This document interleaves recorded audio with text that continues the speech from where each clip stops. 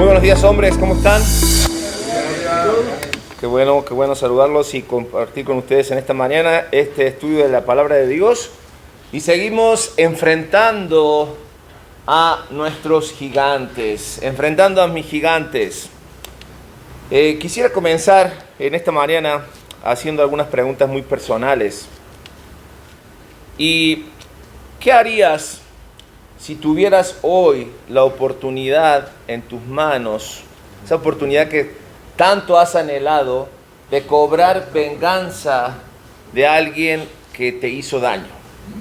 ¿Has pensado en esto? ¿Tienes en mente algo o alguien que te ha hecho daño? ¿Qué harías si aparte a esa posibilidad le sumas que no te está viendo nadie y que nadie te va a descubrir por el hecho de tomar venganza? Ahora, ¿cómo reaccionas cuando tienes el poder de lastimar a aquella persona que te lastimó? ¿Puedes pensar en esto? Cuida tu corazón. Cuida tu corazón. ¿Por qué pregunto esto? Porque en algún momento todos creemos que tenemos buen corazón hasta que se presentan oportunidades de poder devolver el golpe a alguien que nos lastimó. Y nos pasa mucho como hombres, como varones. Y eso exactamente es lo que pasó en 1 Samuel capítulo 24. David, dejamos allí al final del capítulo 21 a David en la cueva de Adulam, ¿se acuerdan? Apartado, perseguido, en crisis, de repente Dios lo está trabajando en su vida, lo rodea de personas que estaban igual o en peor situación que él, lo pone como encargado de esos 400, y cuando parece que todo está acabándose y David está aprendiendo, no, la lección, el tamiz continúa en la vida de David. Y llegamos al capítulo 24 de David, donde ya lleva años huyendo David, ya lleva años quizás de no entender cómo si él era el que había sido coronado para ser rey. Llega al palacio, pero no en la forma que él se esperaba. Llega como siervo y en medio del palacio tiene que estar huyendo de las locuras del rey Saúl, de las cosas que le pasaban por la cabeza y por el espíritu a Saúl, y de repente está desterrado. Por eso la pregunta para nosotros en esta mañana, cuando pensamos en que la venganza llega a nuestra puerta, y hablo como la oportunidad de tomar revancha, de convertirnos en el vengador, no anónimo, sino el vengador por todas las cosas que hemos sufrido, la pregunta es ¿cómo reaccionamos cuando somos heridos? ¿Cómo manejamos ese poder que se nos da? ¿Cómo respondemos a las injusticias? Y la respuesta parecía fácil. La respuesta es, debemos responder como hombres de Dios, como hombres que aman y temen a Dios. Pero entonces, ¿cómo responde un hombre de Dios o un hombre conforme al corazón de Dios? Es lo que vamos a aprender en esta mañana estudiando la vida de David. 1 Samuel capítulo 24. Vamos a leer los primeros 5 versículos ahí en sus Biblias, por favor. 1 Samuel 24, 1 al 5, dice la palabra de Dios lo siguiente. Cuando Saúl volvió de perseguir a los filisteos, le dieron aviso diciendo: he aquí David está en el desierto de Engadi. Y tomando Saúl 3,000 hombres escogidos de todo Israel, fue en busca de David y de sus hombres por las cumbres de los peñascos de las cabras monteses. Y cuando llegó a un redil de ovejas en el camino, donde había una cueva, entró Saúl en ella para cubrir sus pies, y David y sus hombres estaban sentados en los rincones de la cueva. Entonces los hombres de David le dijeron: he aquí el día que te dijo Jehová, he aquí que entrego a tu enemigo en tus manos, y harás con él como te pareciere. Y se levantó David y callado cortó la orilla del manto de Saúl. Después de esto se turbó el corazón de David porque había cortado la orilla del manto de Saúl. Ya vimos que lo de Saúl y David era totalmente personal de parte de Saúl. Saúl estaba haciendo lo que tenía que hacer, estaba en guerra con los filisteos, no se había acabado. Le avisan que David está escondido, entonces toma 3,000 hombres escogidos, quiere decir que lo mejor de lo mejor, vamos por David y por sus hombres. Y estando allí, pues como todo ser humano normal, Saúl tuvo necesidades fisiológicas y dijo: necesito ir al baño. Y cubrirse esos pies, es decir, necesito ir a hacer del 2. Entonces él dijo a sus guardias, ¿saben qué? Voy a entrar a esta cueva. Por favor, cuídenme que no me pase nada. Pero él no sabía que adentro de la cueva estaba David y sus hombres escondidos. ¿Qué mejor situación para David de decir, no lo pedí, no lo busqué, aquí lo tengo mansito, lo tengo a mi merced porque está concentrado en otra cosa, ¿me entiendes? Puede decir, ¿esto es de Dios? Podría pensar, esto es de Dios. Pero ¿cómo actúa un hombre de Dios? En primer lugar, tenemos que tomar en cuenta que un hombre de Dios no va a actuar por impulso, no responde por impulso. La oportunidad era perfecta. Ahí estaba, al alcance de la mano. Nadie lo hubiese señalado ni juzgado si mataba a Saúl. Era su enemigo.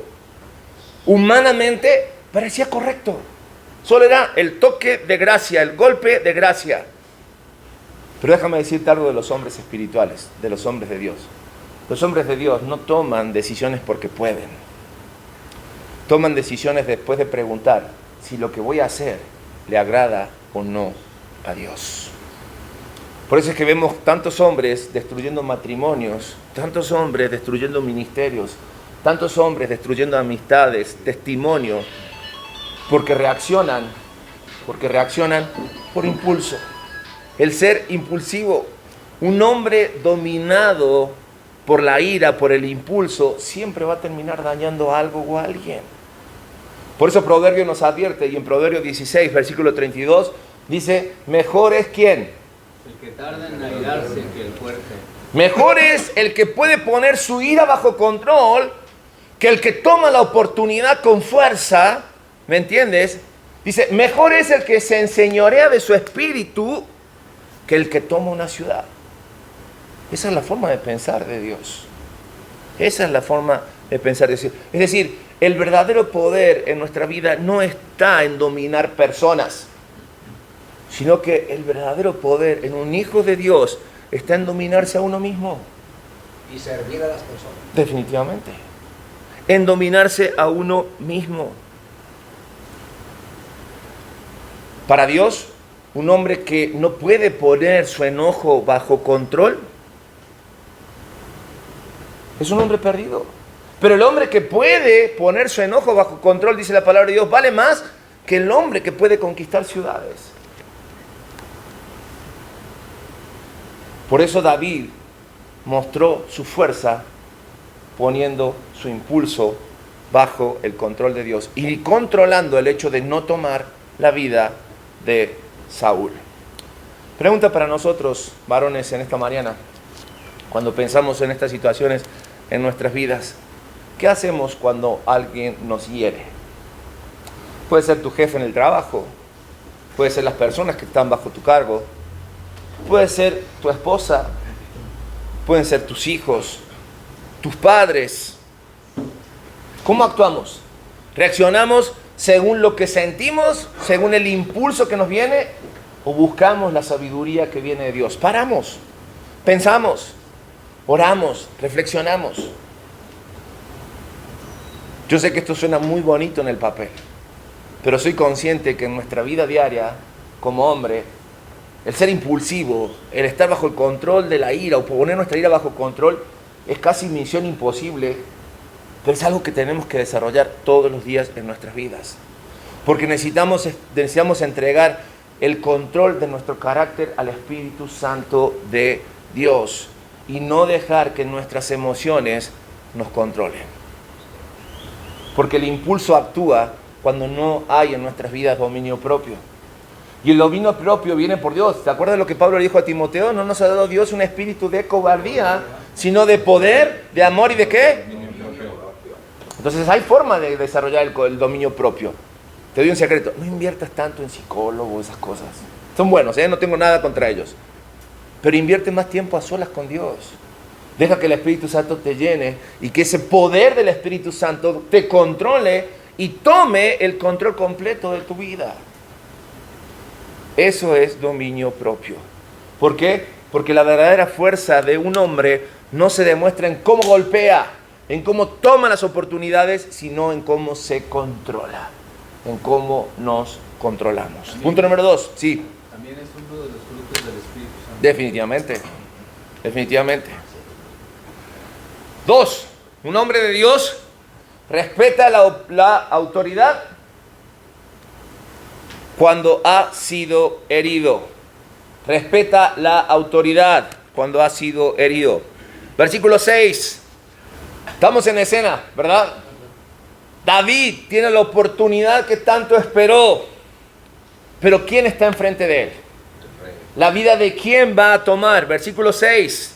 Y dijo a sus hombres: Jehová me guarde de hacer mal contra mi Señor. ¿Quién es? El ungido de Jehová. Que yo extienda mi mano contra él, porque él es el ungido de Jehová. ¡Ay! A ver, espérame. Saúl estaba espiritualmente en la lona. Había sido desechado. ¿Me entiendes? Era una persona injusta. Se le había tomado personal contra David. No había una razón por la cual perseguir a David. Al menos si lo queremos hacer justicia. Él te podía poner cualquier razón porque él era el soberano, el que mandaba. Y David lo reconoce como su Señor. Y David lo reconoce como el ungido de Jehová. ¡Wow! ¿Qué nivel tiene que haber tenido David de autoridad espiritual como para reconocer que alguien que lo perseguía injustamente, que respiraba muerte contra él, teniendo la oportunidad de tomar su vida, lo reconocía todavía como autoridad? Pero hombres, cuando nosotros pensamos en la autoridad, somos muy buenos para criticar. Es más, es tema de conversación siempre cuando nos juntamos como hombre, hablar de deporte, en este caso de fútbol, y de política, ¿no? Y somos siempre los mejores. Y siempre la autoridad nos queda a deber, ¿no? Sin embargo, la Biblia me recuerda que toda autoridad es puesta por Dios. La única excepción a la regla o al principio es que la autoridad que quiere ocupar el lugar de Dios y creerse Dios, a esa tengo que... No me vas a llamar a negar a Dios. Pero por más corrupto y por más injusto que me parezcan las decisiones que tomo, mi deber debe ser someterme a la autoridad, porque es puesta por Dios. Déjalos a ellos, con su inmadurez o con su falta de conocimiento. Saúl creía que podía humillar a David y de esa forma él se iba a mostrar fuerte. Pero David nos va a enseñar que Dios tenía en su poder el quitar, cuando él quisiera, Dios, a Saúl del medio. Y David dijo: ¿por qué me voy a ensuciar las manos? No me toca a mí. No me toca a mí. Por eso, la próxima vez que hablemos de autoridades, hagámoslo con respeto. ¿Se vale opinar? Sí, se vale opinar. Vivimos en esa cierta libertad que tenemos de opinar. Pero nunca cruzar el límite. Nunca cruzar nuestros límites. Incluso recibir la corrección de parte de la autoridad. Y ya no hablamos quizás de la autoridad política, hablamos ahora de autoridad espiritual en nuestra vida. Porque menciona 2 veces David que Saúl era ¿qué? El ungido de Dios. Tenía la protección divina, la venia divina. Diríamos en nuestro día, tremenda charola tenía Saúl, ¿verdad? Era el ungido de Jehová. Romanos capítulo 12, versículo 19 nos habla muy claro acerca de esto. Y sobre todo de querer tomar justicia por mano propia.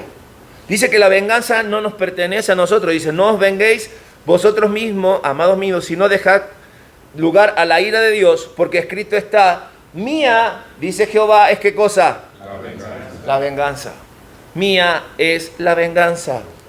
Y creo que esto queda claro. La venganza no le pertenece al hombre. No le pertenece al hombre. La venganza le pertenece a Dios. Si tú quieres tomar justicia por mano propia, debes entender que estás ocupando un lugar que no te corresponde. Ese lugar le corresponde ¿a quién? A Dios. Veamos a David como lo que él hizo. David decidió confiar en Dios y él sabía que Dios iba a hacer justicia en su tiempo. Yo sé que esto es un golpe en el medio de la cabeza, más dura que la piedra que recibió Goliat en la frente para el ego del hombre. Yo lo sé, hombres, yo lo sé. Pero necesitamos aprender esto. Necesitamos aprender a vivir esto en nuestras vidas. Y quizás podemos tener miles de ejemplos en nuestras vidas. Decíamos recién, un patrón injusto en nuestras vidas, un matrimonio no correcto en nuestra vida, relación con nuestros padres, relación con nuestros hijos. Pero descansa en Dios y aprende ahora sí, como te decía ahí, deja la venganza en manos de Dios, porque cuando tú haces eso, demuestras que confías más en Dios que en tu enojo. Confías más en Dios que en tu enojo. Porque no descartemos que David no la pasaba bien y que David tenía todo el derecho a estar enojado. Claro que sí. No podía dormir tranquilo, dormía con un ojo abierto y otro cerrado. Su vida corría peligro. Yo creo que en el corazón de David se la tenía superjurada a Saúl. La próxima vez que te vea. Pero ahí estaba la oportunidad. Y David se acordó del tiempo en la cueva. David se acordó cuando enfrentó al gigante Goliat. David fue más atrás, cuando venció a osos y a leones por salvar ovejas.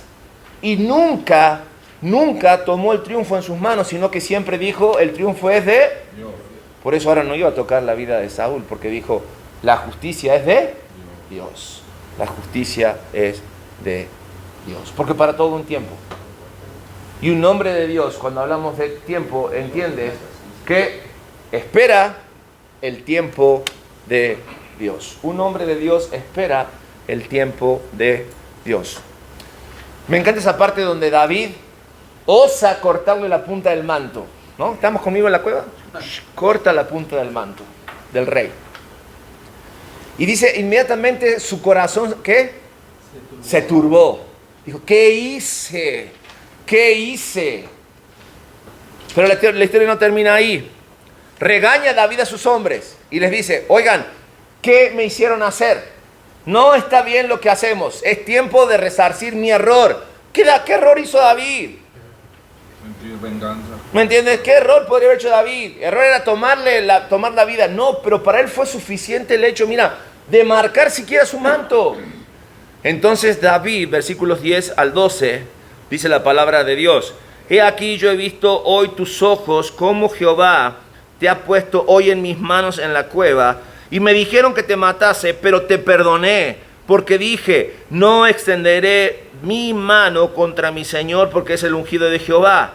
Y mira, Padre mío, mira la orilla de tu manto, porque yo corté la orilla de tu manto y no te maté. Conoce pues y ve que no hay mal ni traición en mi mano, ni he pecado contra ti. Sin embargo, tú andas de casa de mi vida para quitármela. Y acá me encanta el corazón de David, porque él dice, versículo 12, conmigo todos juntos, que dice, juzgue Jehová entre tú y yo, y vénguese de ti, pero mi mano no será contra ti. No será contra ti. David dijo, hoy he decidido que la justicia sea de parte de Dios. Y que sea Dios quien juzgue entre tú y yo. Entre tú y yo.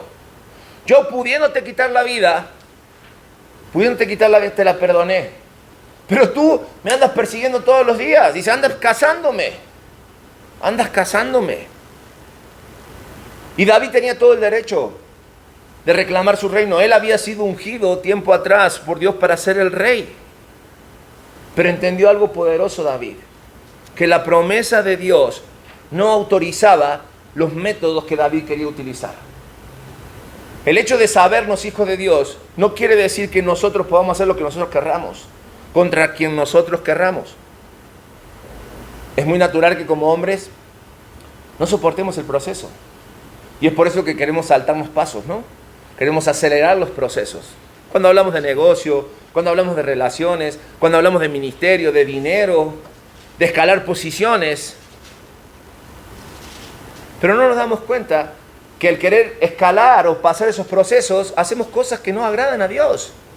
Porque terminamos manipulando, mintiendo. David ya lo había vivido, ¿no? Cuando él empezó a escapar de Saúl, por un momento tuvo un lapsus y se escondía y puso en riesgo la vida de los sacerdotes, que después Dios vio el error de David, le mostró y costó la vida de personas, sus errores. El hecho de tomar atajos. ¿Cuántas veces no conocemos a alguien que nos puede ayudar a que el proceso sea más ligero, menos pesado? Se hizo tonto. No Pues sé, sí. Se hizo pasar por tonto. Y muchas veces nosotros también, ¿no? Sí, claro. Pero quiero que entiendas algo, o que entendamos algo como hombre. Todo lo que nace por fuera de Dios, a nuestra vida trae desgaste. Sí, porque el proceso de Dios va medido, va con tiempos, va en formas. Pero si lo queremos hacer a nuestra medida, mira, vamos a terminar chocando, golpeándonos de frente, desgastándonos. Por eso Isaías capítulo 40, versículo 31 dice, pero los que esperan a Jehová tendrán nuevas, ¿qué? Fuerzas. Fuerzas, nuevas fuerzas. Levantarán alas como águilas, correrán y no se cansarán, caminarán y no se fatigarán. Esperar en Dios no es pasividad. Tomemos el mismo ejemplo del águila que menciona aquí. ¿Cuántas veces no hemos visto un águila volar alto, ¿no? Y parecen las dueñas del cielo las águilas. Sin embargo, para conquistar el cielo, ellos tienen que pasar por un proceso en que parecen casi pollo rostizado, porque pierden todo su plumaje, pierden las garras, pierden el pico. Están exponiendo su vida para ese proceso de cambio que las prepara para conquistar. David era ese aguilucho, pasó por la cueva, terminó desplumado, humillado. Y ahora que tiene la oportunidad muestra que ya casi está listo para conquistar lo que le pertenece. Tú y yo igual. Porque nuestro ejemplo máximo más allá de David es Cristo. Dice la palabra de Dios, dejó la gloria eterna, se humilló a este mundo, tomó forma de siervo y terminó en la cruz. Pero como Él pasó el proceso, luego resucitó y hoy está sentado a la diestra del Padre. Nadie se salva del proceso, hombres. Nadie. Paco, ¿ibas a aprender algo? No. Pensé que ibas a aprender algo. Nadie se salva del proceso. Por eso decimos, esperar en Dios no es pasividad. No es me echo en la hamaca y espero a ver qué es lo que sigue. No, Dios va a tomar su tiempo y va a seguir obrando su vida, el proceso en nuestras vidas. Y solo Él sabe el tiempo que nos lleva. Hay que pagar un precio entonces. Definitivamente. Y gracias a Dios que Él pagó el precio que nosotros no podíamos pagar. Pero el proceso es inevitable en nuestras vidas. Por eso la pregunta para nosotros es, ¿qué puerta estás forzando? ¿Qué puerta Dios todavía no abre y tú estás ahí, insiste, agarrando la patada, y nomás, no, espera, no abre? Y lo único que haces es desesperarte, porque no sabemos esperar. Mostrando que solo confías en tus métodos y que no estás confiando en Dios. Pero hay una realidad en todo esto, hombres, y me encanta esta parte porque nunca, lo tenemos ahí al frente, nunca tendrás que pecar para obtener lo que Dios prometió darte. Así que analiza en qué punto estás de decisiones en tu vida, porque si lo que estás haciendo va a desagradar a Dios, vas a pecar, entonces eso no viene de Dios. Definitivamente no viene de Dios. ¿Por qué? Porque un hombre de Dios, ante la posibilidad de la venganza, extiende gracia aunque ha sufrido. Extender gracia. Me encanta cómo termina esta historia, versículos 16 al 17, ¿no? Aconteció que cuando David acabó de decir estas palabras a Saúl, claro, los dos de lejos, ¿no? Diciéndose las cosas aquí, ¿no? Saúl dijo, ¿no es esta la voz tuya, hijo mío David? Y alzó Saúl su voz y lloró. Y dijo a David, más justo eres tú que yo, que me has pagado con bien, habiéndote yo pagado con mal. Quizás David no se esperaba esas palabras, pero yo creo que David en ese momento se le enchinó toda la piel y dijo, estoy haciendo las cosas bien. Mira, la gracia, es decir, darle a Saúl más de lo que merecía, reconocerlo como el Señor, reconocerlo como el ungido de Jehová, no tocar su vida, le hizo más daño a Saúl que David hubiera agarrado la espada y lo hubiese matado, porque lo humilló, lo quebrantó. La gracia en este caso no es que está aprobando el mal actuar de Saúl. No está aprobando el pecado. No. La gracia en nuestra vida significa realmente negarnos a convertirte en aquello que te hirió. Porque él hubiese estado haciendo lo mismo que Saúl estaba haciendo en contra de él. Por eso Pablo le va a escribir a los Efesios en el capítulo 4, quítese de vosotros, dice la palabra de Dios, toda amargura, toda ira, toda gritería, maledicencia, enojo, toda malicia. Antes dice ser benignos unos con otros, misericordiosos. Aquí viene una palabra que no nos gusta mucho. Perdonándoos unos a otros. Pero viene un contraste que nos exhibe. Así como Cristo perdonó a vosotros. ¡Wow! Pablo te exhorta a través del ejemplo de Jesucristo a abandonar todo resentimiento. Pablo te exhorta a través de la persona de Jesucristo a abandonar toda actitud destructiva que tú puedas tomar contra la persona que te ha lastimado. Y entender algo, que el perdón no nace de la persona que te lastimó, sino que el perdón sale de un corazón redimido que entiende lo que Cristo antes te perdonó.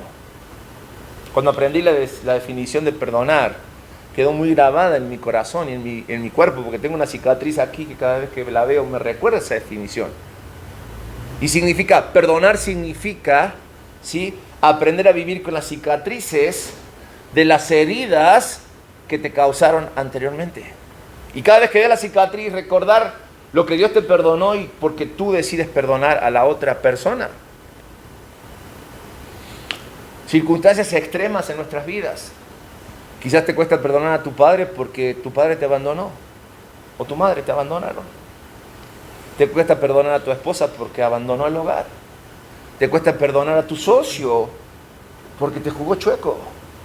Te cuesta perdonar a tus hermanos porque abusaron de ti o tomaron lo que no les correspondía. O te cuesta perdonarte a ti mismo porque lo que ves cada día en el espejo no lo soportas o no lo terminas de entender. ¿Pero por qué? ¿Por qué cuesta perdonar? Seguramente puede ser, pero porque seguramente hay en nosotros esa falta de perdón por un corazón endurecido, porque no olvidamos y no vamos a olvidar, por eso perdonar es aprender a vivir con las cicatrices que te causan, el dolor que te causó que te lastimaran. Pero no es excusa. No podemos decir, es que el dolor me volvió agresivo. No. Porque Cristo, si hace todo nuevo, tengo que aprender a perdonar. Porque un hombre lleno de la gracia de Dios rompe las cadenas de que la venganza jamás podía destruir. ¿Eres prisionero de la falta de perdón? Piensa en la gracia de Dios, ese don no merecido. Gracia que recibimos de balde, dice la palabra de Dios, y que de balde debemos dar. En definitiva, y perdón la expresión, pero pásale la bronca a Dios. Y deja que Él se encargue. Tú descansa. Tú dedícate a sanar tus heridas. Tú dedícate a sanar tus heridas. Deja que cicatricen para seguir avanzando en la vida. Si el perdón y la gracia tienen el poder de romper las cadenas interior, quiere decir que yo puedo dejar de lado el odio, puedo dejar de lado el orgullo, puedo dejar de lado la amargura, puedo dejar de lado el deseo de hacer daño a otros. De eso se trata, poder perdonar. Conclusiones prácticas para nuestra vida en esta mañana. No tomes decisiones en momentos de enojo, sino que ora antes de reaccionar. Ora. Un minuto invertido en Dios, en oración, suma para la eternidad. Así que invierte en tu retiro espiritual. Así como estás invirtiendo para tu retiro, invierte en tu retiro espiritual, que es mucho más valioso. 2, el carácter vale más que la oportunidad. Por lo tanto, no todo lo que puedes hacer, debes hacerlo. No todo lo que debes hacer, debes hacerlo. Hay cosas que, mira, mejor di paso y deja de que Dios se encargue. Y aprende, porque David, aún observando la oportunidad, no la tomó y aprendió. ¿Y qué crees cómo le fue? Le fue súper bien. Porque no hizo lo que tenía que hacer. Aprende a esperar el tiempo de Dios. ¿Por qué? Porque la prisa carnal arruina los procesos espirituales. Aprende a esperar el tiempo de Dios, porque la crisis carnal arruina procesos espirituales. Es decir, no tomes el lugar de Dios. Deja que Dios haga lo que tiene que hacer. Ahora sí, el hacer gracia a los demás revela madurez espiritual. ¿Qué significa esto? Que los hombres maduros no viven dominados por el resentimiento. No viven dominados por el resentimiento. Por lo tanto, y completan esa frase que tienen también al final en sus hojas, por lo tanto, Dios está más interesado en formar tu carácter que en acelerar tu destino. David necesitaba el trono, ¿no es así? Lo necesitaba, porque él era el ungido y quizás a eso aspiraba. Pero primero, para Dios, David necesitaba ser formado. Así que la cueva en la vida de David no fue opción. La oportunidad de tomar la vida de Saúl no fue opción. Fue parte de un proceso, de un plan perfecto de Dios. Pero déjame decirte algo interesante. David salió de esa cueva, de otra cueva nueva, sin corona, porque todavía no le llegó la corona. Pudiéndola tomar de sus propias manos y decir, ahora soy el rey, me la gané, lo conquisté, pude más. David salió sin corona, pero ¿sabes qué? Salió con palomita de parte de Dios. Salió aprobado por Dios. Cuando él salió a hablar, dio gloria a Dios. Y dijo, teniendo la oportunidad de hacer lo que podía hacer, no lo hice, porque la gloria es para Dios y Él va a decidir entre Saúl y yo. Por naturaleza el hombre conquista, ¿no? Somos de conquistar. Conquistamos negocios, conquistamos a nuestras esposas, conquistamos posiciones. Pero la palabra de Dios dice, ¿de qué te sirve conquistar todo eso si pierdes lo más importante? Pierdes tu alma. ¿De qué te sirve toda la gloria limitada en este plano si no aspiras a algo trascendente y eterno? ¿De qué sirve? ¿De qué sirve ganar toda la gloria y perder, incluso en este plano? Porque muchas veces por querer conquistar descuidamos otras cosas. Y las cuevas son consecuencia de nuestro descuido. Negocios, familias, amigos, ministerios, bendiciones. Pero David entendió algo que marcó para siempre su vida en esa cueva, que es mejor esperar en los tiempos de Dios con integridad que alcanzar éxito traicionando los principios de Dios. Y creo que es una gran lección para nosotros en esta hora.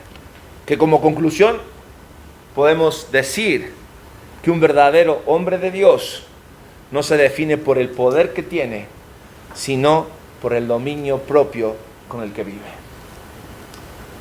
El dominio propio con el que vive. Amén. Amén. Vamos a orar, hombres, en esta hora. Señor, en esta hora reconocemos delante de ti nuestros errores. Queremos pedirte perdón por muchas veces tomar el control de nuestras vidas, por muchas veces querer ocupar tu lugar en decisiones que tomamos hacia otras personas.